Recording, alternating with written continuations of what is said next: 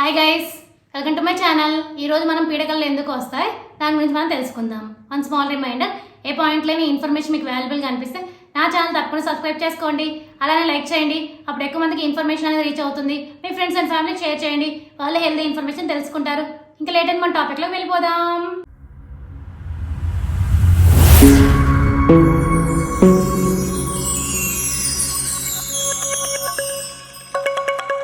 పీడకలు రావడానికి సాధారణ కారణాలు ఒత్తిడి, ఆందోళన, ప్రతికూల ఆలోచనలు.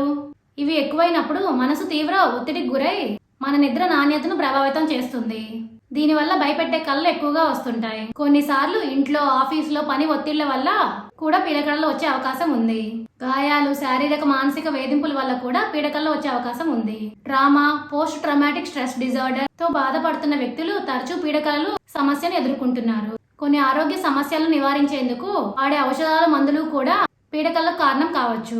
నిద్రపోయే సమయంలో మార్పులు, కుటుంబంలో ఎవరైనా ఇష్టమైన వారు చనిపోయినా పీడకల్లో వచ్చే అవకాశం ఉంది. ఇప్పుడు అర్థమైంది కదా మీ అందరికీ పీడకల్లో ఎందుకు వస్తాయనేది. For more videos please like, share, subscribe my channel. Thank you for watching my video.